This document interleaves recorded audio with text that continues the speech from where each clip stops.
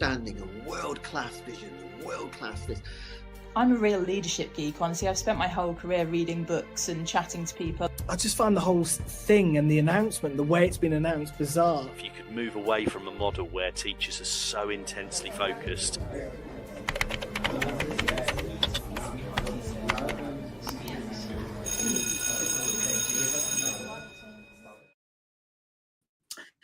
Hello and good evening, everybody, and welcome to Teachers Talk Radio for this special show looking at eco-educators shaping the future. And we are going to be discussing, well, a lot of things: climate education, particularly this evening, youth-led initiatives, sustainability in schools. And this entire show this evening is brought to you in collaboration with SOS-UK. We'll find out more about them in just a moment, and their Teach the Teacher campaign. Now, just as a little introduction to them, before I introduce my amazing co-host Harry and our incredible guest Sachin, before that, I just want to play you a short video because I think it's fantastic, just to give us a little bit of an overview about what we might be discussing this evening. 95% of young people aged 4 to 18 are worried about the planet's future due to climate change. Climate change will affect us all, but we can also be part of the solution. Young people often struggle to see how they fit into climate action, and that's where Teach the Teacher comes in. Teach the Teacher is a campaign by students organising for Sustainability UK, which champions climate education being integrated across all school subjects, so students can see how they can act on climate change. We provide free training and resources for students to deliver a 1-hour climate workshop for their teachers. The workshop covers climate basics, climate justice, climate anxiety, climate education, understanding the importance of climate education for all and how to integrate it into every subject. Taking part in Teach the Teacher is easy, with only 5 steps to follow. Step 1, sign up on our website and a team member will contact you.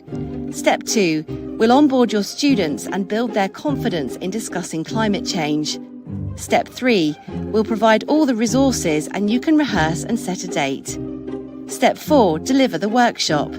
Step 5, teachers can pledge to include climate topics in their lessons and access our resource library. Participating helps students gain green skills and become change makers in their schools. For more information or to sign up, visit greenschoolsrevolution.org or email hello@teachtheteacher.uk. Amazing stuff. Listen, right, I'm really looking forward to this conversation. It's going to be absolutely fantastic. I'll introduce my co-host tonight, who's a special guest co-host, zooming in all the way from the beautiful Seville in Spain, is the wonderful Harry Waters. How are you this evening, Harry? I'm very well, thank you. Thanks for having me. It's a pleasure to be back in the Teachers Talk Radio studio, comfortable as ever. And we were just discussing, actually, before we came on air, your most recent, because if you don't know who Harry is a teacher, a blogger, a thinker, but above all else, he is somebody who cares deeply about climate and climate change and climate activism. And we were just talking before we came on air about Harry's most recent project. Do you want to tell people what that is? Because it's very fascinating. Well, at the moment, as it is November, I've decided that every day I'm going to pick up as many cigarette butts as possible. So, we've made the obvious pun of November butt. And then we're using as many puns as I can, really, telling people to pick their butt and, all of those different things. And at the moment, so far, since November started, just 11 days ago, we're at around 9,500-ish. I could tell you the exact one, but I'd have to turn around and nobody wants to see the back of my head. I'm genuinely impressed, but I think that gives you a little insight into my amazing co-host and why he is a co-host on this show. Now, without further ado, let me introduce our special guest this evening, which is Sachin Bhopal-Myers. Now, Sachin, you are a second-year student at the London School of Economics. You have been involved in climate action since the age of 16. Now, I'm going to sort of let you briefly tell us maybe a little bit more about you just before I hand over to Harry, with obviously so we can get into the detail of what we're going to be talking about tonight. So do you want to tell everybody who you are firstly? Yeah, sure. So hi everyone. My name is Sachin Bhopal-Myers. I work for SOS-UK as a campaign coordinator. on the Teacher campaign, hence why I'm here tonight. But as well, I've done lots of different activist work, everything from refugee rights to sustainability, to racial justice and so on. So really excited to be on here tonight, and to be chatting more about shaping the future. Brilliant, amazing. Right, well, we've got so much to discuss, haven't we? Harry, do you want to kick this off? Yeah, why not? You don't have to. I mean, I can, but I think you should, because you're the man. Yeah. I absolutely love what's going on with SOS-UK, and I love this Teach the Teacher mission. It's so in tune with everything I do, and I absolutely love it. But our listeners, our viewers might not know all that much about SOS-UK. So if you could first tell us a little bit about SOS-UK, then the mission, and then how the Green Schools Revolution program started. So I'm starting you off with 3 questions in one. I like it. It's a challenge. Perfect. So SOS-UK, or Students Organising for Sustainability UK, which is a mouthful, hence why we're SOS-UK, is a national environmental education charity. And we work towards improving sustainability, climate justice, and education for students. So our sort of mission, we have sort of 3 main aims which we work towards. So the first aim is to get more students leading on and learning for sustainability. The second aim is to help create an education system that's repurposed around the climate emergency and the ecological crisis. And thirdly, our third aim or mission is to help make the sustainability sector more inclusive so that everyone can be involved. And then where I come into it is I work in the GSR, or Green Schools Revolution program. So Green Schools Revolution project was launched in January of 2023. It's a 3-year project aimed at creating high quality, meaningful opportunities for young people. So specifically in secondary schools, but we're now working as well in primary schools and with PGCE groups and colleges, and 6th form as well, to essentially green their schools and to get students to take lead on issues of sustainability and climate justice within education. So we're also building on the work and the aims of the Department for Education's climate sustainability strategy. So GSR, or Green Schools Revolution, is funded by the OVO Foundation and the I Will Fund. And we have 4 key strands. So the first strand we have is the climate action plans. So this is where we help schools to create youth-led climate action plans as required by the climate and sustainability strategy. So there isn't much guidance on what CAPs look like, which means there's also lots of freedom for schools to make really individual climate action plans, or CAPs. The next thread we have is wilding. So this is helping schools and young people to take the youth-led approach to rewilding at least 30% of their campuses, which is also as required by the climate and sustainability strategy.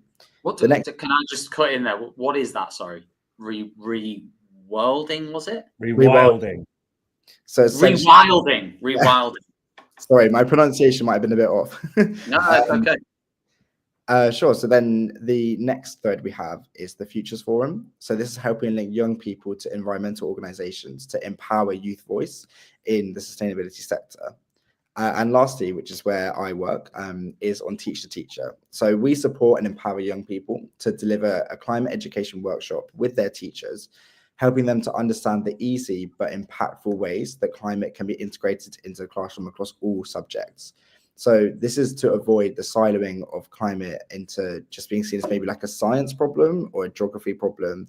So essentially opening up climate education to all students so they can understand how they can be part of the solution, no matter what subjects they're passionate about, what careers they're interested in, or just where they see themselves in the future. It's almost like you've reached into my brain and just taken out everything that I think that education really needs. So you've just gone in there.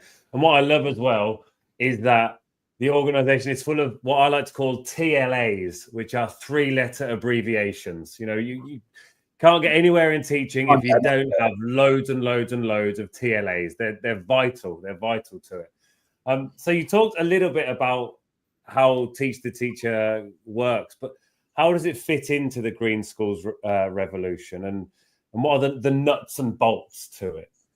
Sure. So teacher or TTT for your TLA. There you go. It fits into the Green Schools Revolution project through creating opportunities for young people to essentially take leadership on their school experience.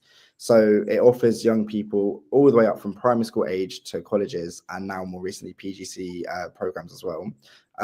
Offers students the chance for them to learn green skills and to work with their teachers in a collaborative way to create more climate inclusive lessons. So although like climate action plans and welding address sustainability on an organizational level, here at Teach the Teacher, we address sustainability at the more curriculum level. So it's good to have like the whole school approach. And so we're student led, and it's a really great program for everyone to like learn about empowerment, leadership, how they can be agents of change, and those green skills, and also like literacy skills, oracy skills. There's so much which our program encompasses.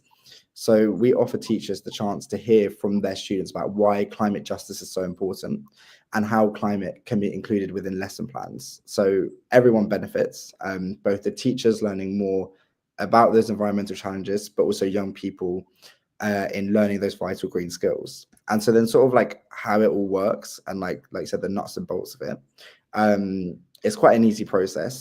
So firstly, like schools just register online. They can simply send an email or there's a form you can fill out online. Really easy to get involved with. And then we run our like 1 hour onboarding session. So this is like, in my opinion, like weirdly, it's like my favorite part of it because it's a really great opportunity to like build that enthusiasm and excitement around it.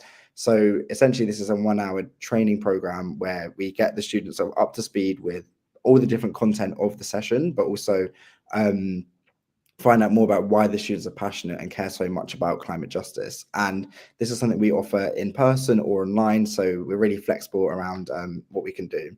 So after that, we send the resources, which are like a ready-made presentation and script to the schools. So then students can start rehearsing, you know, really getting into it. And what I really like about the resources, they're really adaptable. So in particular for students who might have some really unique ideas or something which maybe it's a case study which they're really passionate about, it can easily be taken in. We always say that we have these case studies within it, but you can get rid of them and change them. So it's really collaborative and really gives the students a chance to lead on the project. We also have a really great micro grant of up to £100 to support the workshops or like a eco or climate-based initiative in their school. So then the most exciting bit is the 1 hour workshop with the teachers. So that's where the students start delivering the session. We basically get to flip the roles. So the students become the teachers become the students. We have some students tell off their teachers when they're not listening or something like that, which is really fun. Makes it like a really good, exciting way of getting that participation from everyone. So our workshop covers 4 different areas, which is climate basics. So the first area is climate basics. So you don't need to be an expert to talk about climate change, but arguably there's a lot of things which are really important you need to know.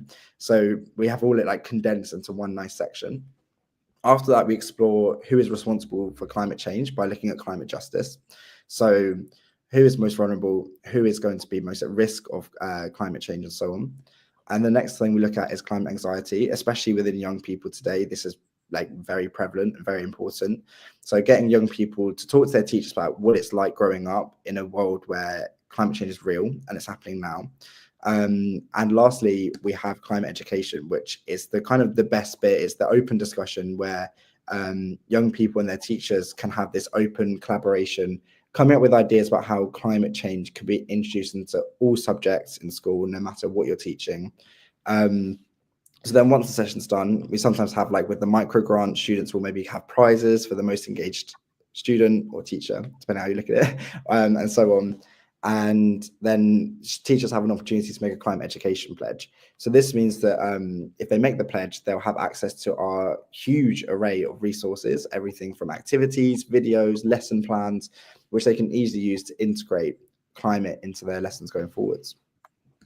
Can I just butt in? I actually read somewhere on YouGov that one of the reasons, it's not like in the top 3 or 5, but it's in the top, like, say 15, that people don't want to have children is because of climate anxiety.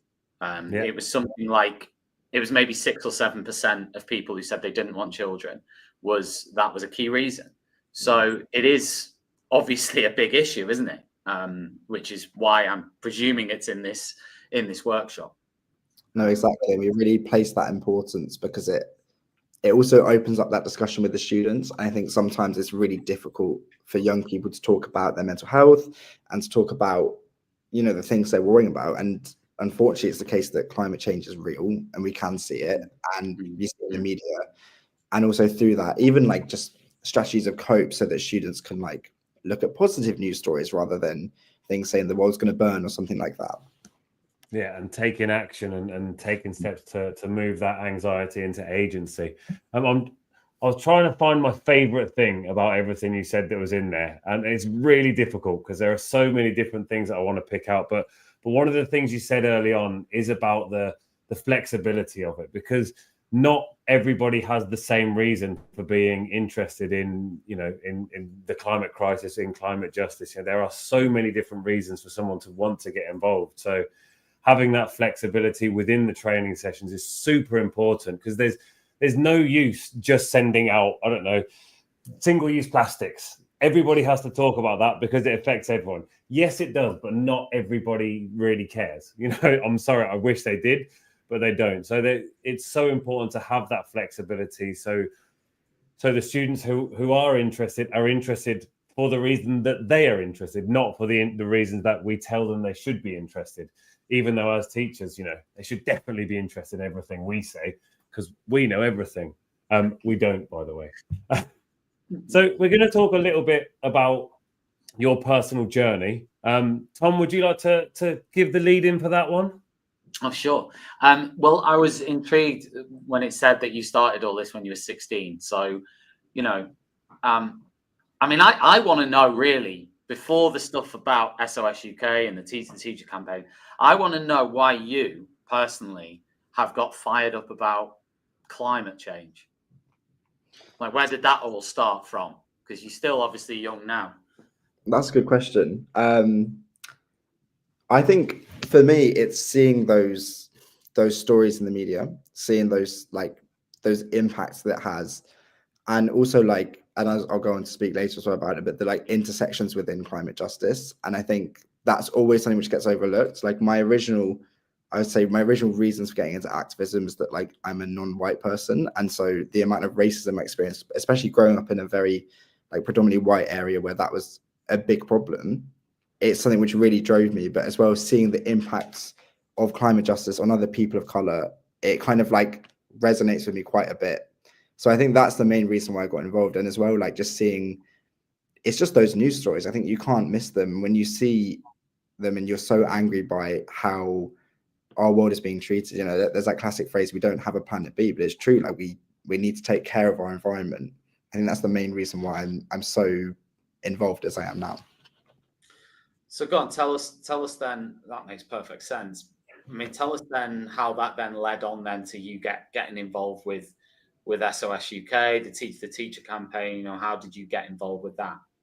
Sure. I should mention as well, I saw in your bio that you won the 2024 Activist of the Year award. Yeah, that was from my student union. That was a real privilege to get that. I'm guessing that's a relatively big deal in the sense that I'm sure there's a lot of students doing a lot of things, I would imagine, in the activism area. Because surely that's just what students do, isn't it? That's, you know, everybody at that age is trying to do something. I'll say, especially in light of recent activism on campus, I was shocked to get nominated, and I was asking my friends who nominated me, who did this, but also just to then win it was really quite something. I was really I was very taken aback, and to be honest, I'm probably still taken aback now, because I'm just whenever it gets mentioned, I'm yeah, damn, that was quite crazy. Yeah, that's really cool. So go on. How did you get involved with SOS-UK then, the Teacher campaign from there? Sure. So it's quite an interesting journey actually, because I don't have sort of a typical climate justice activist story. So for example, I've not been on XR rallies typically. I've not been blocking buses or something like that. And so what do you think of that, Sachin? What do you think of those ones? The big ones, you know, the I don't know, splashing the Mona Lisa and the ones in the motorways. Obviously, they've proven very controversial. I wondered sort of what your take on that was, if you've got one. I think in terms of those protests, I think everyone has a right to protest, you know, to start with. And I think that for me, it's not something I would do, in partly because of my ethnicity, which would make it much more likely susceptible to like police violence and so on. Hence why I haven't done that in the past. But as well, I think that if it makes change and there's no like damaging impact, then like it makes sense in the sense that like those suits being thrown at the Mona Lisa were planned so that the Mona Lisa wouldn't get damaged, for example, and so on. And I think they're more about bringing that attention to the media. And you can see it works because we're still talking about it now, even though it happened a long time ago. You see it in the media. It took international attention. So I think it's how you define protests and how you do it. But I'm not necessarily opposed to it, because I think if it brings attention to it and it's for the right reasons, it makes sense, you know. Well, I have to cut in. Go on, Harry. Sorry. Go on. I was going to say, I think one of my favourite quotes that is related to this is "Women didn't get the vote by voting." Exactly. And to me, it kind of that resonates pretty well with the campaign. Again, I wouldn't go and block a motorway, but that's because I'm going to admit it. I'd be scared of being sent to prison, and I don't think I'd do very well in prison. I wish I did dare, but I probably wouldn't. So my activism tends to be less direct. Well, yeah, I mean, it brings me back to, I'm obviously an Everton fan, and one of the fans got on the pitch and attached himself to the goalpost during a game, and it actually created a very popular Everton fan meme where that was almost relief for us. You know, that the game was essentially paused for an hour so they could unchain this guy from the post. And then there's plenty of memes out there. There's a guy trying to cut him off like this with pliers. So yeah, I mean, go on then. SOS campaign, teach the teacher. So we're going to get there eventually, Sachin. We keep going off on these mega tangents, which are very, very interesting. And it's me being very selfish about questions I want to ask you, but tell us about that. Sure. So yeah, I mean, I've been working at SOS now since February this year. So next February will be my year anniversary working there, which is kind of mad that it's now coming up to that, I suppose. And I started off as a campaign coordinator, and that's a role which I've kind of just carried through up until now, which I really enjoy. I think in terms of like working for SOS, it's great to work there, firstly, because it's a paid opportunity. Like I'm paid to work in the charity sector. As someone who's 19 years old, that's very rare. Like when I say it to my friends, like always quite taken aback. So I think part of that is really like important to me, that it's a job for me, and like it's something I can make an impact, but also like support myself through that. And previously to SOS-UK, I worked with Citizens UK on a sustainability campaign. So this was focused around like bettering public transport for young people, specifically to make it more affordable, and also to make sustainable travel more affordable. And it's something which taught me so many skills. I think I was there in the end for like a year and a half. So I was volunteering there for a really long time, saw the campaign basically from start to finish. And it taught me those really important skills about like community organizing and how you can build campaigns, build power to be able to make an impact. And I think as well, because I didn't come from, I suppose, that typical climate background, it was a really interesting way of getting into the sector. I also worked on the racial action for the climate emergency report this summer, doing some resource development, which is really interesting and giving me some like really valuable insight into the underrepresentation within the sector. I mean, we all know it's a massive problem, but I think when you work in it and you see the statistics, you're like, well, this is a huge problem. And yeah, it's been a really interesting journey, and it's also led me on to other things, because within that, I also do work outside of climate justice organizing and working towards that. So really nice way to be able to work in this space and then use those skills for other like work I do. And so with your background in humanitarian work and your passion for social justice, would you say that there are parallels between advocating for refugee rights and for climate action? And then how did these intersect in terms of climate and racial justice? Yeah, sure. So in terms of humanitarian work I'm doing, as I was telling you guys earlier, I volunteer in Calais in northern France. So for those who aren't aware, I will give some context that essentially when people are on the move, there's like limited safe routes for refugees to take. It can force people into small boats. And so I've worked in that area of essentially giving out like vital humanitarian aid and so on. And it's really like made me realize just how big of an impact the climate is having on the rights of refugees and so on. I mean, at the moment, the UNHCR, which is the UN High Commissioner for Refugees, estimates that there are 43.4 million refugees globally. And it's also expected that there could be up to 1.2 billion refugees by 2050. You know, that's a huge number of people, and fleeing because of climate change is huge. And I think it really follows along those lines of racial and climate justice, because essentially the people who are fleeing their countries are typically people of color and people from the global south, where essentially our impact as a global northwestern country of emitting significant amounts of CO2 and fossil fuels and so on is creating those problems. It's creating, having people trying to leave their homes. I was in Calais just last week, and I spoke to someone from Pakistan who was telling me that part of the reason I had to leave was because of the floods.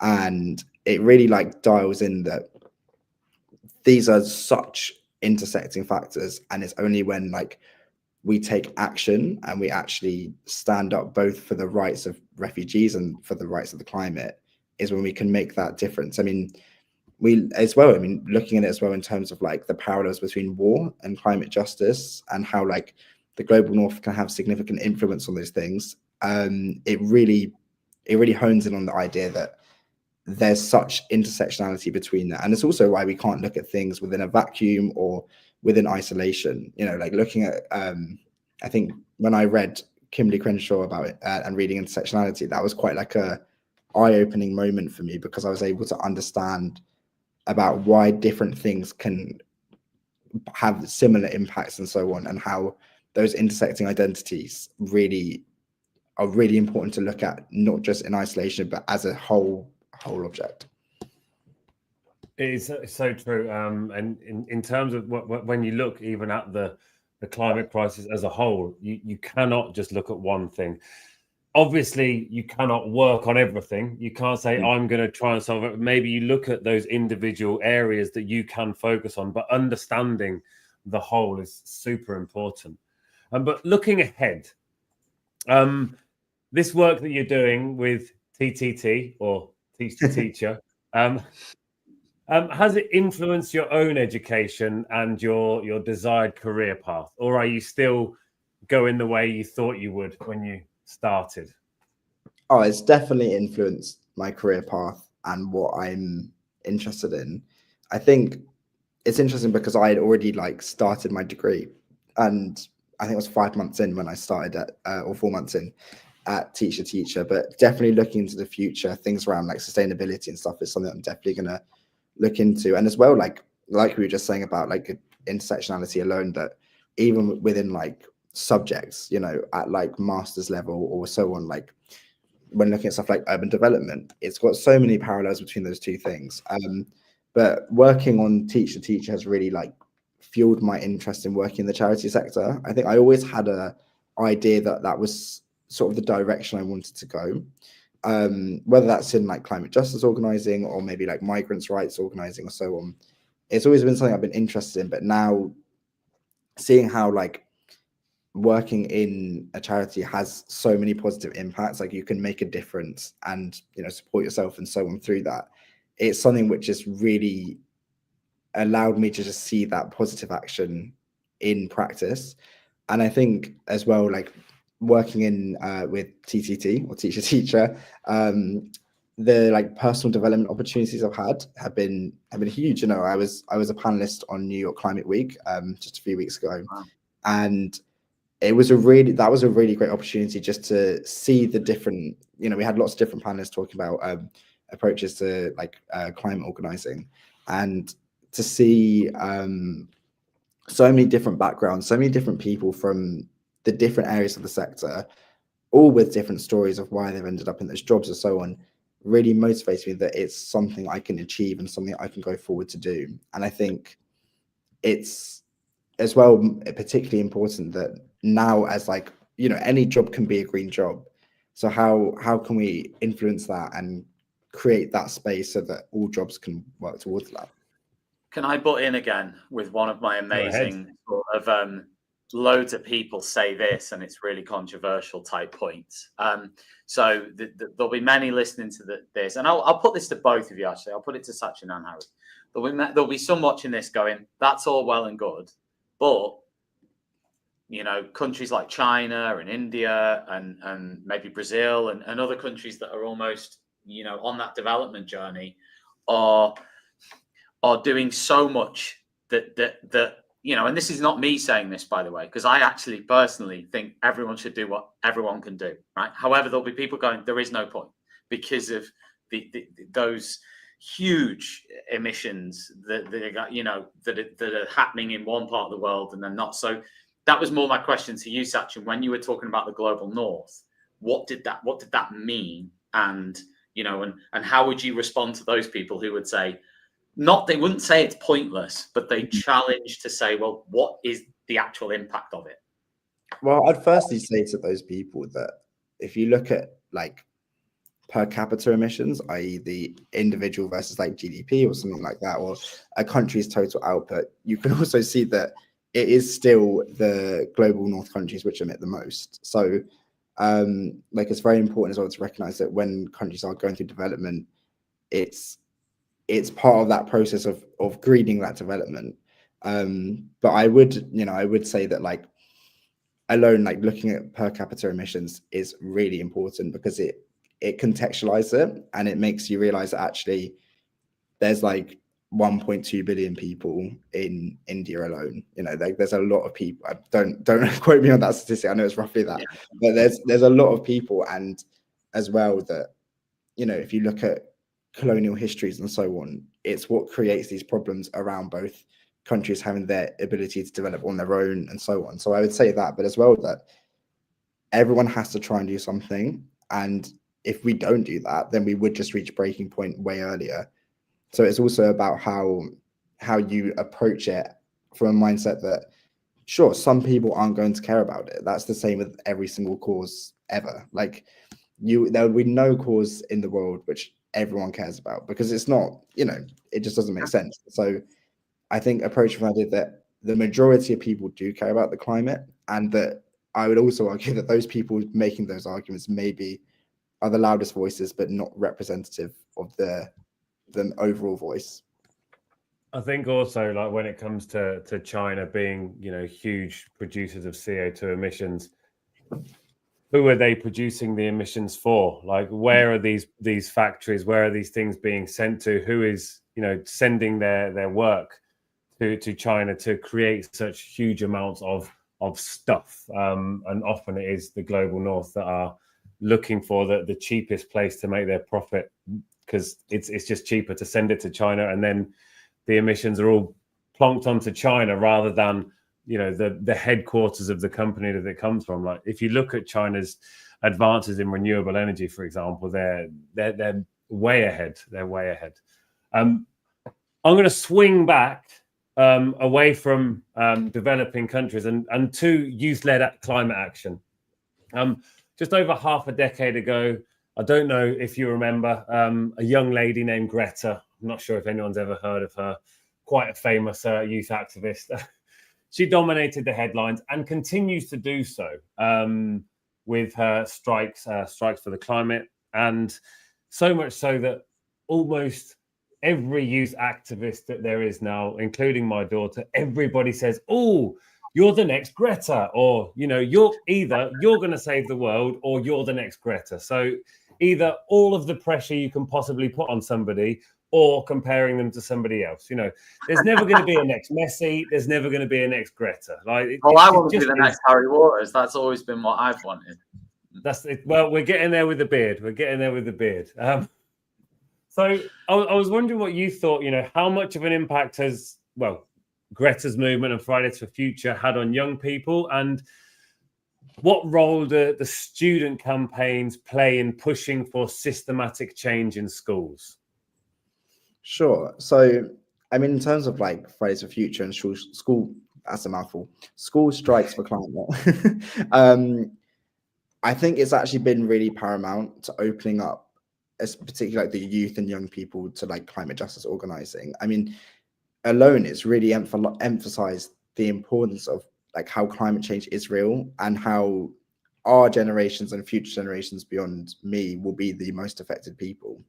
And I think the main thing about Fridays for Future was that it was the first big climate movement of young people, at least that I can remember, where it mobilized so many young people to take action on climate change and created this community that the young people were going to try and fix climate change. They're going to try and achieve climate justice.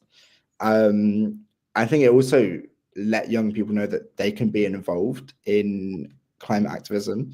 I mean, prior to this, there was like XR was around a similar time, Greenpeace, but they didn't seem very accessible to young people, and particularly like as low as primary school students. Everyone was getting really involved with it, and I think it was that big sense of community which first brought it together. But also, Greta brought climate to the world stage. She showed everyone just how both important and powerful young people are. I think young people are doubted by their ability on so many times, so many occasions, but young people now have this role model who can show that you actually can make a difference. You can stand up and fight for what you believe in. And I think as well alone that she showed that neurodiverse people can be leaders within the climate space. And again, this is something we hadn't seen before. And so it gave people a leader. And, like students also don't realize that they have power within schools. It's certainly more difficult to see the impact of student voice in schools because all schools are so different and so unique in how they run, how they operate, and so on. But if you look just slightly ahead to university, you can see those campaigns, such as student-led campaigns in universities who've led to their universities divesting from fossil fuels or changing to more plant-based food options in outlets and so on, or supporting fairer pay for workers. And these are all climate justice related issues. And I think if young people in schools know who to speak to, they can also like get things done. So like joining your eco committee, working with your school council, and just like listening to your students, working together collectively. I think we've seen through this movement, schools have been able to make changes. I mean, we've had testimonies from bringing water fountains into schools, more water fountains, increasing plant-based options, and even engaging in climate education. And it also brings me back to what I spoke about earlier about the transport campaign I worked on, as by having a community organizer and someone who was able to help us through the process, I was able to lead on a project I cared about and a project focused on sustainability and making positive impact. And I think part of that, the reason why I was able to do that is because by having Fridays for Future and School Strikes for Climate as a mainstream international movement, it brought those issues to the center stage, which later down the line, like maybe probably would have been about 2 or 3 years later at the time, but enabled me to have that opportunity to do that. Well, we're going to talk a bit about youth-led initiatives. Now, what you were saying then really takes me back to, I was working in the school back in 2016, so pre-Greta. And I remember this was the time when I really saw the power of the student voice. It was a private school which did absolutely nothing for the climate. So much so that on Earth Day, they printed out a whole bunch of pictures for the students to colour in to say Happy Earth Day. There were no recycling. There was absolutely nothing. There were plastic cups in the teachers' room. And, I'd speak to the teachers saying maybe they should bring their own bottle, and just got called Captain Planet. And there you go. And so with my 5th grade students, we wrote letters campaigning that every classroom should have recycling bins in them and there should be a recycling campaign. Now, we know that recycling isn't the answer, obviously, but in a school that has absolutely nothing, it was very much a first step. And it worked. And these letters worked that all of the students wrote to the parents, to the teachers and to the directors of the school. So it made a huge difference. So I wonder, why do you think that these youth-led initiatives like Teach the Teacher are particularly important in addressing the climate crisis within schools? I think it's exactly what you're saying about that youth power. I mean, like with Teach the Teacher, it's that ability for it to be a youth-led project. And I think that's what makes it so pivotal for young people, to give them the opportunity to make an impact within their schools and ultimately for their classmates. You know, it's about making those impacts which actually are visible, and you can see that within your friends or your social groups or so on.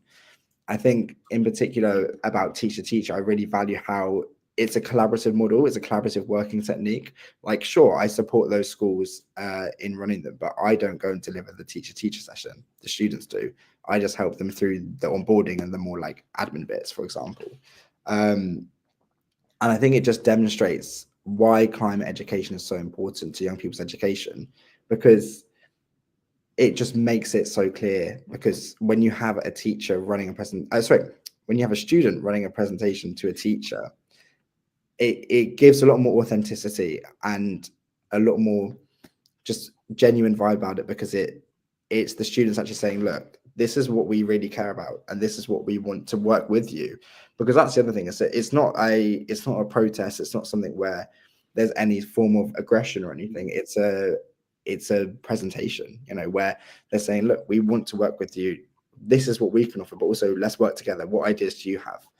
And I think as well, that comes on nicely to the benefits that it has for teachers, because not only is it an opportunity for development in their own field. I mean, you know, we see teachers from all different backgrounds, everything from stuff like hair and beauty to maths teachers, and it gives them an understanding of maybe what barriers students face within the climate crisis, but also how can they help. And I think as well, we've got to recognize that schools are under so much pressure. Like, look at funding, capacity of staff, expectations of assessments. It's so difficult to know how to engage in the extracurricular, and in particular a topic like climate change. I mean, climate change is a huge topic. It's something which, you know, you can't just dip in and out of it. It's something which is always present. It's only going to get worse.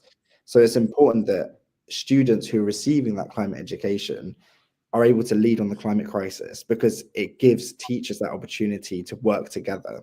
And, you know, teachers want to support their students, and they will take their lead seriously. I mean, I've been in those sessions and seen like teachers really engage, and it's really like nice to see that teachers are so aware of what the crisis students are facing, but also how they can then help those students.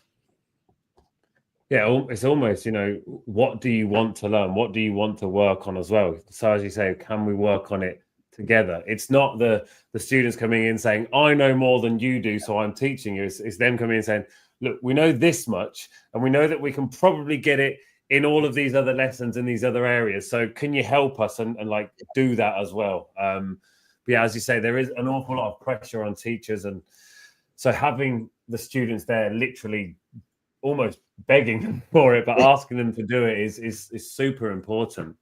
And I was wondering if you could just share some like an example or a story or an anecdote of where you've seen Teach the Teacher making a tangible difference in a school. Yeah, sure. I think the example which always comes to mind for me is South Lanarkshire Council in Scotland. So this goes all the way back to 2023 when we ran Teach the Teacher with 7 different schools in the council district, which reached 180 teachers.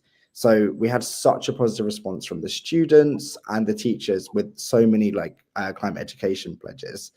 And the education department at South Lanarkshire Council were both shocked and impressed at like the reach we were able to get.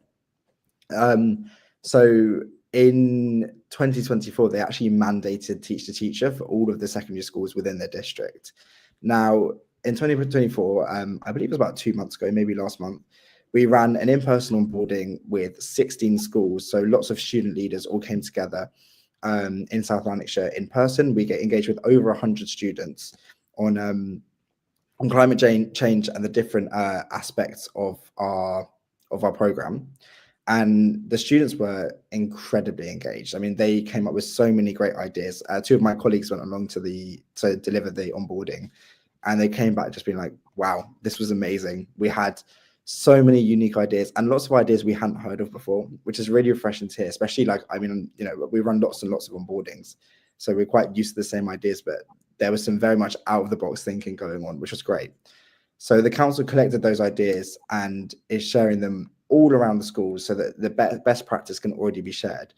But also what I think where this leads on to is actually today in South Lanarkshire is a like district-wide inset day. So today, all the students, all those 100+ students went to their schools on their day off, which I think alone is really powerful, but delivered their teacher sessions to their students. So that's where that mandating from the council has come through today.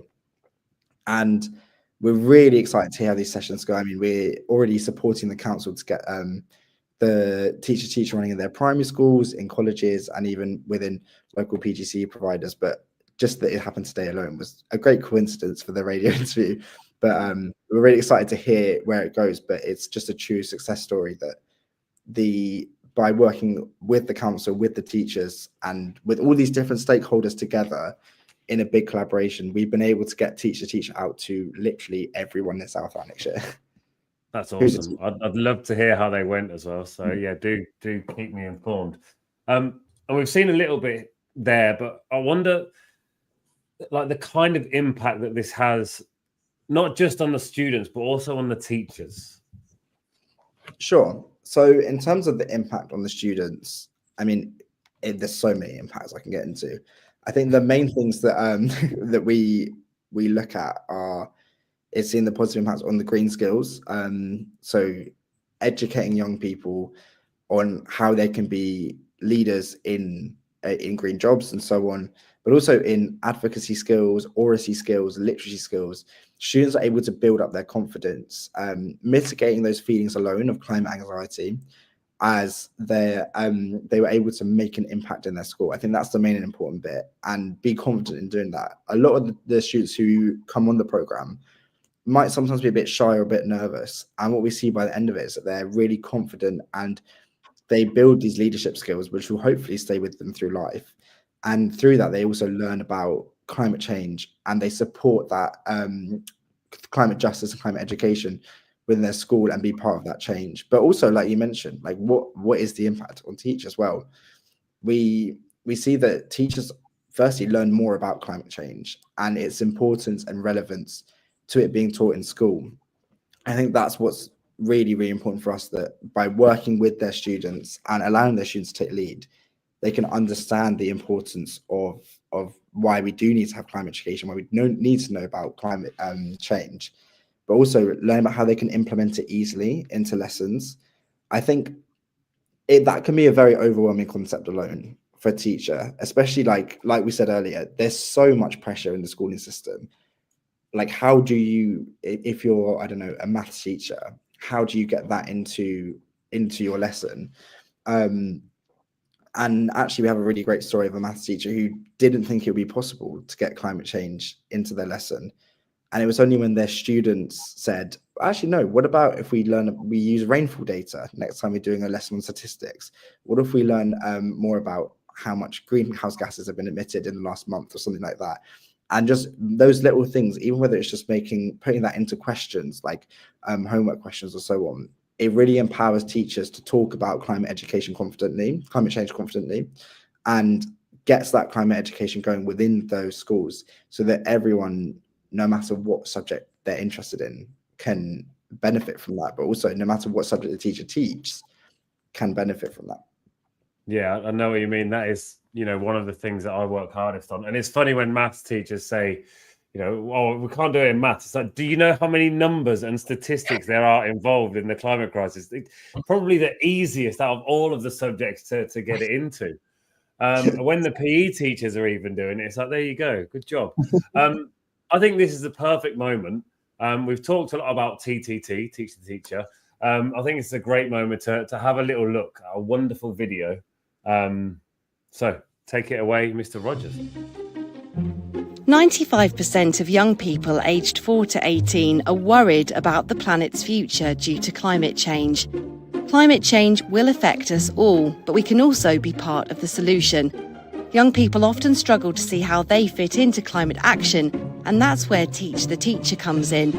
Teach the Teacher is a campaign by students organising for Sustainability UK, which champions climate education being integrated across all school subjects, so students can see how they can act on climate change. We provide free training and resources for students to deliver a 1-hour climate workshop for their teachers.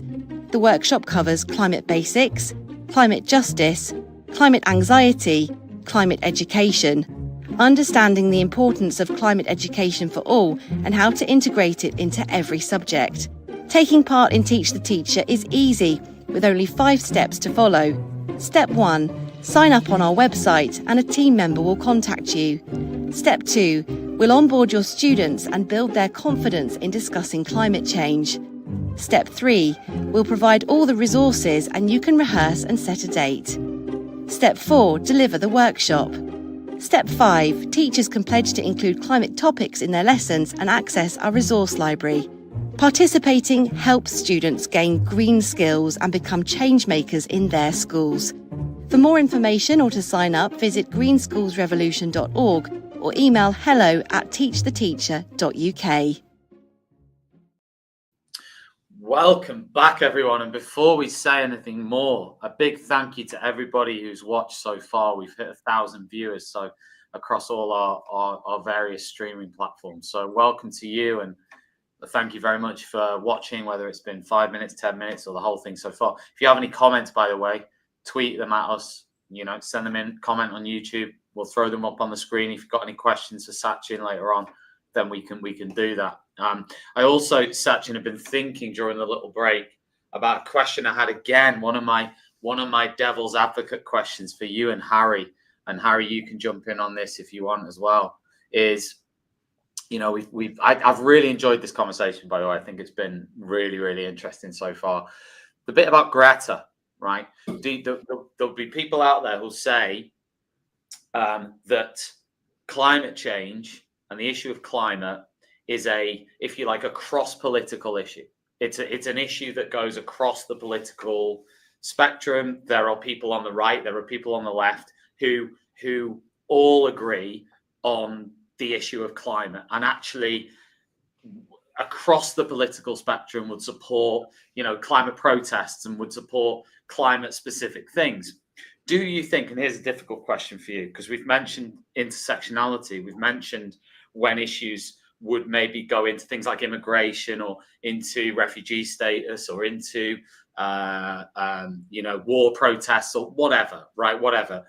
Is it a mistake for Greta and for others like Greta to widen the issues into what I guess one part of the politics would say, now we're saying that climate is becoming an issue of the left rather than an issue that's cross-political, because activists are then getting involved in other protests that are political. Does that make sense? Is it a mistake for her and for other young people to do that, or do you think that's just the natural process of the way it's gone, and and people just do what they should do, what they want to do, and whatever the consequences of that are the consequences, and that's the end of that? Or do you think there's some sort of strategic thing here that is, well, I wouldn't say a mistake, but that's what they would say?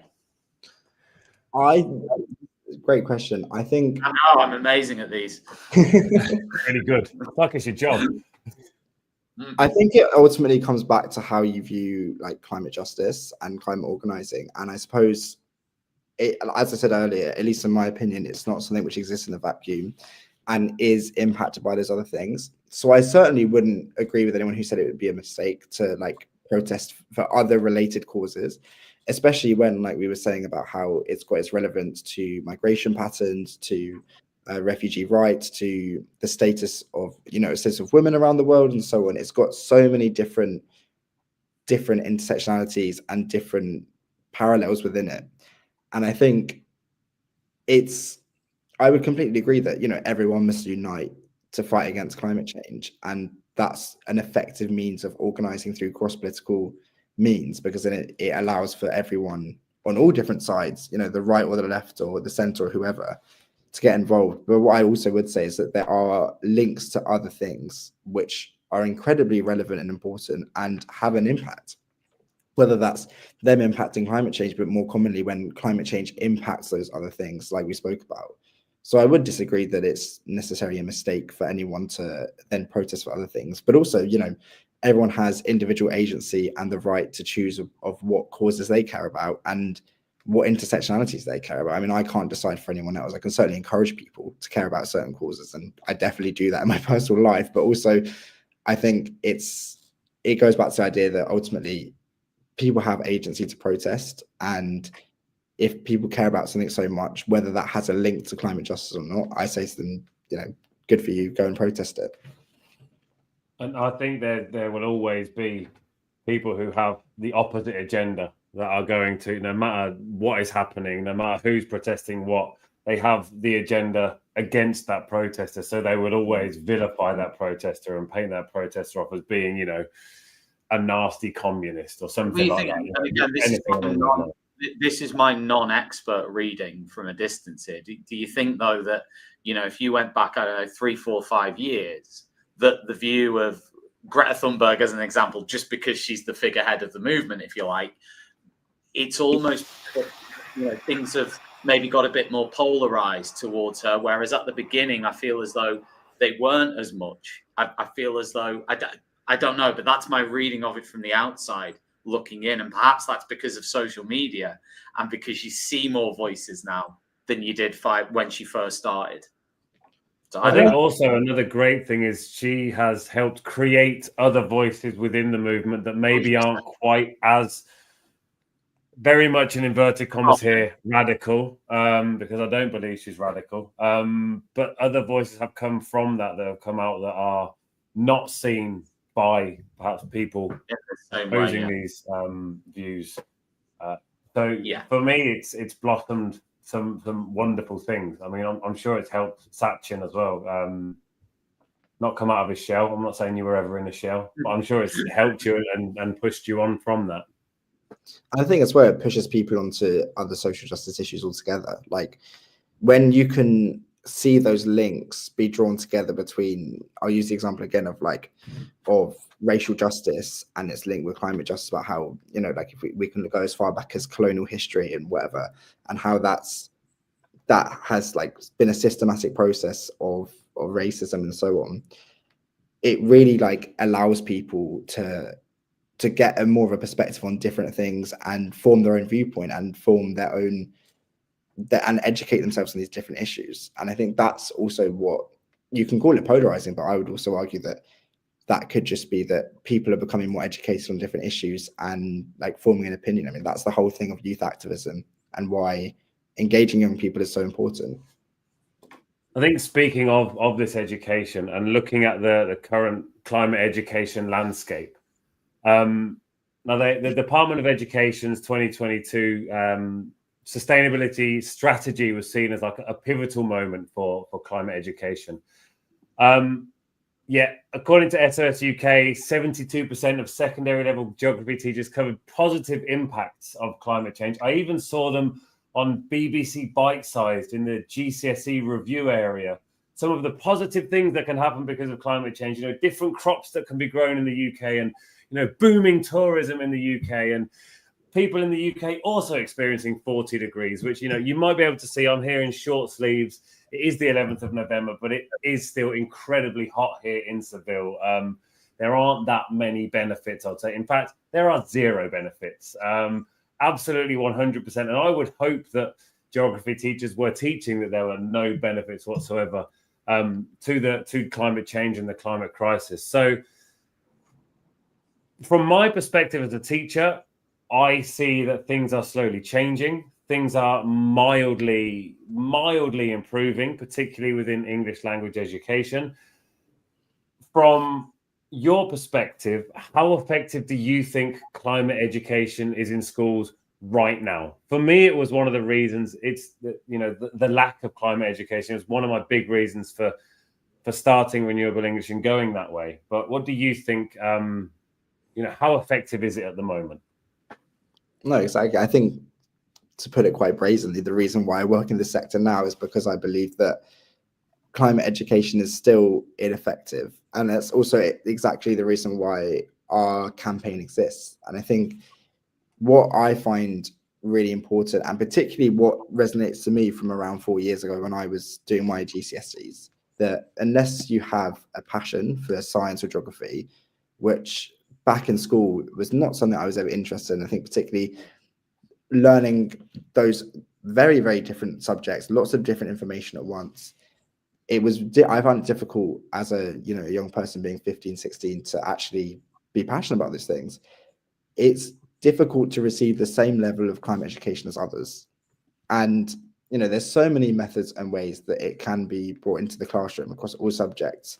But it sometimes feels like maybe it's more of a choice by political leaders not to improve for everyone, which is why I would call on Keir Starmer, our Prime Minister, and Bridget Phillipson, our Education Secretary, to look at a really amazing document from Teach the Future, which is our sister campaign. So they campaign for better climate education and better sustainability within schools. And they produced a document called like the Curriculum Track Changes, which just was an amazing document which offers essentially a young person's perspective on how they want to see the curriculum work for them and for climate education. And it demonstrates the importance of climate justice and action on the climate, but also in relation to the curriculum and to how this then has a quite tangible impact on climate education in schools.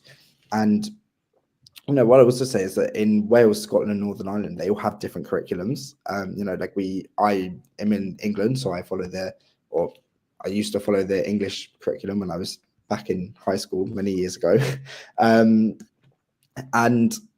they all of those, Wales, Scotland, and Northern Ireland, have different links to climate within them. And it certainly makes it easier to talk about, but within England, it can be particularly difficult as it's so restricted and constrained to science, geography, and maybe citizenship, which is why I'd really emphasize the importance on changing that and making it so that it's there for everyone, regardless of the subject you're in. And like we've already shown, it's incredibly easy to work in to the curriculum and to lessons. It's so easy. It really is. My nieces actually live in Wales, and they say that it's not that they say that I'd be quite happy with it because I speak to my nieces quite a lot about it. Yeah. So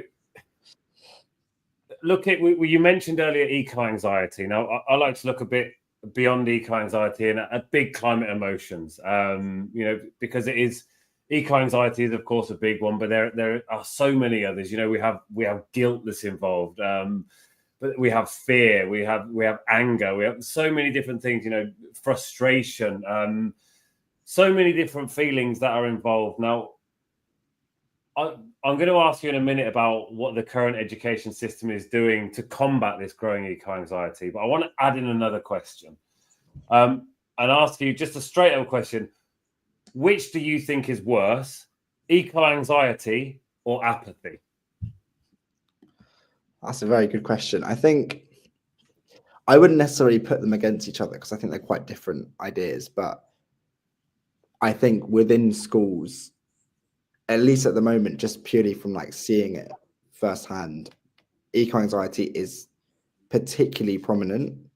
And, you can be apathetic to a cause. And sure, I would equally argue that particularly within climate justice is problematic because we need to be very aware of it and informed so that we can take action on it. But also dealing, we're living in an age where mental health problems are really bad and there's very little support for it. And so I would also argue that eco-anxiety, climate worry, there's many different names for it, but ultimately it's a very significant problem which affects a lot of young people, and it's why we have to teach it as well so that people can know about how they can mitigate those feelings. I dealt you a bit of a curveball there. I apologize. It's one of the huge things I talk about within my classes. I use the climate emotions wheel all the time with my students. In fact, every training presentation starts with that. Do you think the education system is doing I'm going to say enough, but I'm most actually going to say anything to combat these growing cases of eco-anxiety. Yeah, I think mental health provisions alone in the education system, particularly in this case, looking at compulsory education, is not combating the growing and new forms of anxieties. So particularly looking at eco-anxiety, climate anxiety, and it is something which needs to be tackled because schools alone really struggle to deal with mental health problems effectively, so that students can be supported in the most effective manner. But also with this new form of anxiety, which is very unique to young people, because we're living in an age of reality where we're seeing every day in the media these negative news stories. We're seeing that we're on track to hit 2 degrees and so on. And schools are not equipped because they're not given the right resources to deal with that. And I think it also goes into those wider things around the education system as a whole and how that needs to be structured around supporting students, and also giving teachers methods of cope as well, so that they are able to effectively deal with those situations as and when they come up. But I think as well, that alone is not enough. And there's some really great campaigns about having a counsellor in every school, because professional help ultimately is where a lot of young people need, and almost that middle tier where it's it's more than what a teacher can support, but not so much where it has to be escalated beyond the school environment. And I think it's important to recognize that climate change is real and it's happening, but schools need to show how people can make a positive impact on their local, whether that's a local community or organizing for climate justice, but also how even things like how you can personally cope with it and how you can personally understand it on your own journey is something which schools need to be able to be better equipped to support people. And I think as well, like giving students skills and knowledge to know how to deal with those emotions is ultimately the most important way to do that, because a lot of people will struggle to process those emotions. It's only by having the knowledge and the understanding of this is how I can deal with this effectively and see a positive future where schools can be most effective. One of the things I always talk to teachers about. Oh, sorry, Tom. It's all right. We've had a comment from Pat, who's been watching us. So thank you, Pat. He's 52. Climate change was on his mind age 16. I have to be honest, it wasn't for me. I'm 39, and it wasn't when I was in school. It just wasn't. It started maybe in my 20s to start getting into my head a bit more, maybe late 20s. So maybe the last 10 years, I would say. One of the big things for me was in 1991. There was a cyclone in Bangladesh, and a lot of students were rehomed to Northampton, where I'm from. And I didn't know so much about climate change. I'd heard of global warming, but I'd suddenly seen the impact of an environmental disaster, and I saw that. And so I was only 7 at the time. I'm 40, by the way. If we're sharing our ages. And I saw the impact at the time, and that for me was one of those big moments when I kind of stopped and looked at it and thought, it's not really fair that these people have had to move so far away from their home because of flooding and stuff like that. So, but yeah, I was thinking before about eco-anxiety and so on. And one of the things I always say to teachers that I work with is make sure your classroom is a safe space. Make sure that your students can come and speak to you, and also be vulnerable. Like, as I say, I'm 40. I believe that I'm also going to have to deal, hopefully in my lifetime, that I will be, not hopefully I'll see these things with climate change, but hopefully I'll live long enough to see us get through it.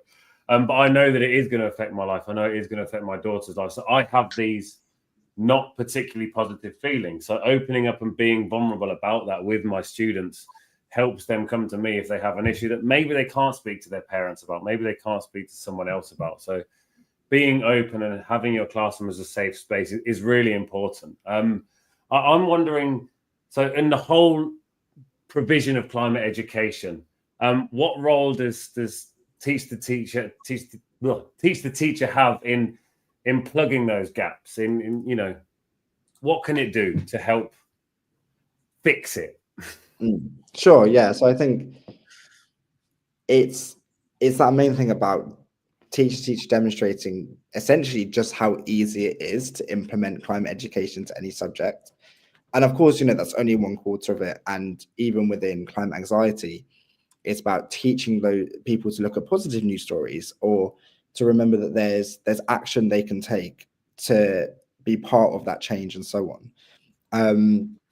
But not only do we give, let's say, intuitive ideas around climate education with different subjects, I think what teacher really offers as well for teachers is that when they make their climate education pledge, they will receive a link to our resource library. And this is such an expansive resource library, which has so many different things across all different subjects, everything from videos, lesson plans, and just generally resources which can be distributed in the classroom.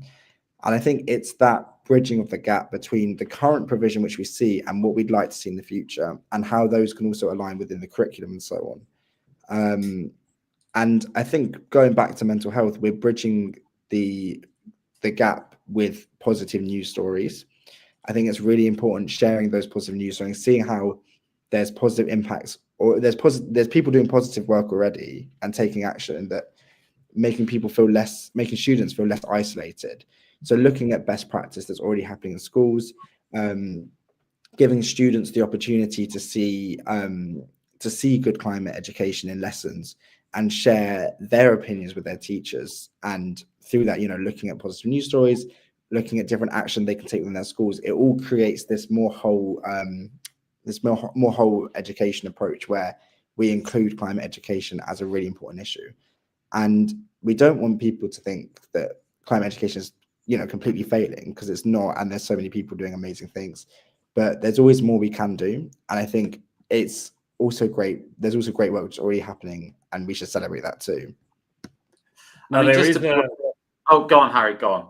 No, I was just going to say the government has launched a curriculum and assessment review. Now, I'm not going to push you on this one, because obviously you're not a teacher, as it were, and you're not deeply involved in that. But I was wondering, what changes you'd like to see. If you had a magic wand and you could fix the government and all the good things the government could do, what changes would you like to see how the climate emergency is taught? And could this help fill those gaps that are currently being plugged by Teach the Teacher? I think the simple answer to that would be integrate climate into all subjects. Everyone needs to understand how they fit into the future of the climate, and see a future where we deal with climate change effectively. So making sure climate is framed around solutions rather than problems, and as well, like we were saying, talking about the positive impacts of climate justice and how taking action can be effective. And I think as well, like, we want to see more of students being a part of the changing how we see climate change. I think that's one of the really important things of changing that narrative and making it more collaborative with everyone. I think most people across the environmental education space are already championing this integrated approach. But I think as well, it's also about reframing everything so that climate education is a solutions-focused. Sorry, I'm reading too many words at once. It's a solutions-focused approach, not testing students on like the positives or making it about test or quiz or whatever, but about creating a narrative which is effective for young people. Because as well, the curriculum assessment review, it does also have a narrative on preparing young people for life and future in work. So why don't we mention green skills in that? Why don't we mention how every job can be a green job in that, and so on? I love that. Every job can be a green job, and it really should be. It really should be. That's one of the big things that I like to speak about as well. And you've talked about the future, however you want to see it. If you want to see it as dystopian, utopian, or just regular opium, you choose your opium there. So the UK's target of achieving net zero by 2050. We're going to hear that a lot. It's the kind of things we hear. We like to set targets a long way into the future so we can then shift the goalposts as we get closer. And the growing demand for a green workforce. How can climate education prepare people for future jobs? And how can future jobs integrate these green skills? Sure. So I think firstly, like looking at climate education alone, climate education, I think when you hear it, you sometimes think, oh, we're learning about loads of facts and statistics and so on. But it's also about those practical things about what we can do to help the environment. So like I said just now, any job can be a green job, and most jobs are green jobs or can be created into being green jobs. I think a lot of people think that a green job might be like my job, for example, as a campaign coordinator at a climate charity, or maybe working for a green energy firm. But I think effective climate education can actually prepare you for any job in the future, as all jobs will eventually become green jobs. I think one example I really like to use when people ask me about this is about how, for example, with climate education, say you're learning about where food comes from. Say in the future, you're like, I want to be a chef. How are you going to source your food? Will it be locally? Will it be imports or so on? And could you use plant-based alternatives, exactly, to meats which use less energy to produce, process, and ship? So like it's even those little things where climate education can prepare you for that and give you a new understanding of how you see jobs in the future. And as well, I think that just brings on to the idea that climate education helps everyone be a part of the future of the green jobs workforce. It doesn't just help people who, like me, already work in the sector or want to work in the sector, but it prepares young people to bring those green skills into any different job which they may work in the future and benefit their workplace and their employment. I love that. It's not necessarily about having green jobs. It's about greening jobs that already exist. I mean, one thing so my brother's a chef. He lives in Australia. He's also plant-based like myself. And he was working in a huge RSA, they're called. It was basically a big club. And he was the executive chef there. And one of the very, very small things he did was, any meal that had meat in it would be served like it would be mentioned that it was served without meat, and if people wanted to add the meat they could, rather than the other way around where it usually is, oh, can I have that but without the chicken? It was, it's a Caesar salad, it doesn't come with the chicken, would you like chicken? Yes. So rather than having it the other way around, and it's just those simple small things that make it greener, that make it a greener job. I love that example of a chef. Really, really nice. So how do you see schools contributing to this effort, particularly through the wonderful TTT, Teach the Teacher? Sure. I think Teach the Teacher ultimately is a brilliant opportunity for students to build up their knowledge of climate change. And I think mainly just to further those green skills, and to also, I suppose, create a base level where everyone participated in Teach the Teacher. Everyone's got a base level of knowledge on climate basics, climate justice, anxiety, and also climate education. So it would really improve the workforce as a whole. And also, I think it helps people understand that everyone can be a change maker, whether that's a small scale thing in your school or being the next Greta, who knows? It provides like everyone with a platform to learn more about climate education. And I think particularly when looking at the impact on teachers and, like essentially taking up teachers' time, it's that importance that this is something students care about. And it's something we really want to work with you and not against you on. And that's why it's so genuine and such an important, has so much importance. And we do hope that schools will sign up and get involved with Teach the Teacher, because as well, it builds on current climate education. This is why we like it being so flexible and so on, that particularly if there's teachers who already have an idea about what they want to teach or so on, it gives them the opportunity as well to get involved. And I think one thing I always think about is that students need to receive an education for climate justice and climate change. It's not just about learning about it, but learning for it. So how we can then apply that in the real world. And that's where it's really important about gaining that knowledge and those skills. Because, you can learn about statistics and so on for days. I don't choose to do that because I don't think it necessarily helps. It's about learning what we can do and how those statistics or whatever actually have a tangible impact. So I think Teach the Teacher is just that chance for schools to reflect on how they engage with climate change in their schools and make clearer connections in their talk content, but also to make sure students are gaining the skills to make sure they feel like they're supported for the future. That's a wonderful point. And yeah, going back very briefly to this idea of greener jobs and for the future, because people who are in school now will be doing all of the jobs, as we get older. They'll be doing every single job. And it goes down to there's a supermarket in my village where, I sometimes go and do my shopping.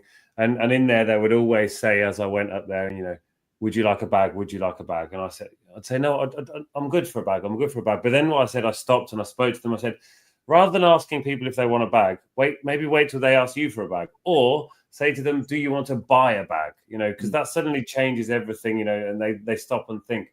So like you say, if we can learn this from a young age, we'll be entering the workforce of every single job, thinking of it in that way of what can I do to be greener? What can I do to make a difference, right here where I am? No, exactly. I completely agree. That's epic. We've actually reached 1,500 viewers now. So since the last time we spoke. So welcome and thank you everybody for clicking and saying and checking in with what we're talking about here, which is obviously quite an important topic. Coming to the end of the conversation, it'd be great.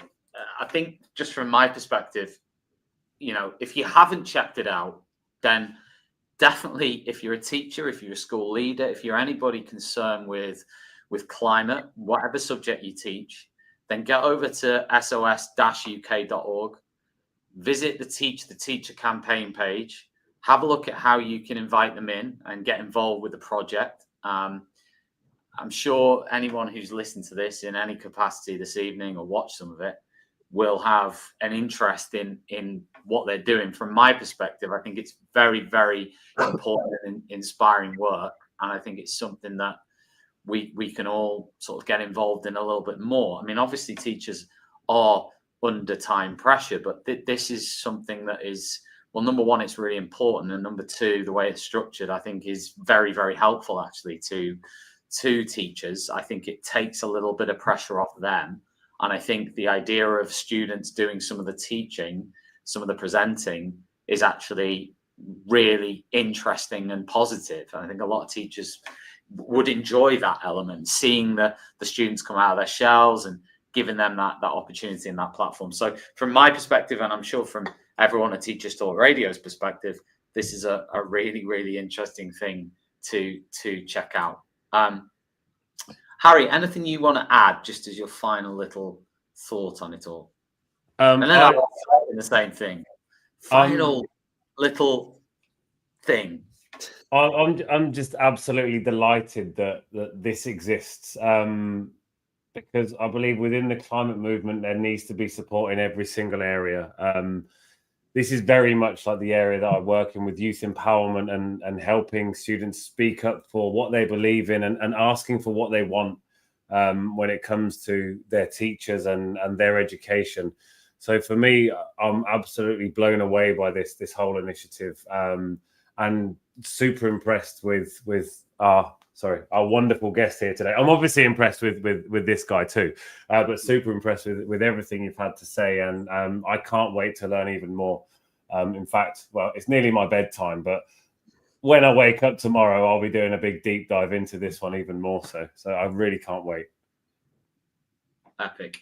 Listen, Sachin, it's been an absolute pleasure and a blast to have you on. You've spoken incredibly well about lots and lots of things tonight. So thank you ever so much for giving up your time. I wondered whether you had a final message to listeners or viewers, a final thing, final thought. Got to be sign up to Teach the Teacher. It's a pretty decent final thought. That's an easy one there. Yeah, absolutely. As we've mentioned, you can get over there to the website. I'm putting it on screen one more time now. Get over there, SOS-UK.org. Visit the Teach the Teacher campaign page, and yeah, sign up. It's pretty simple, really. Get involved in the project. From us at Teachers Talk Radio, we want to thank you for tuning in. Nearly 2,000 people have watched this stream. So thank you, whether it's been X, YouTube, LinkedIn, Facebook, wherever it is that you have been watching or listening. thank you ever so much for joining us this evening. We'll be back again with more shows the rest of this week. So definitely keep following us, subscribe to the podcast, give us a like, give us a subscribe, Spotify, Apple Podcasts, wherever it is you get them. We'll be back. We've got more stuff on climate coming too. And we can't wait to share this show with you as a podcast. So look out for it on all those podcast platforms. Thank you, SOS UK. Thank you, Teach the Teacher. We will be back soon. Good night, everybody. Wave. Bye. Bye. Thank you. Outstanding, a world-class vision, a world-class this.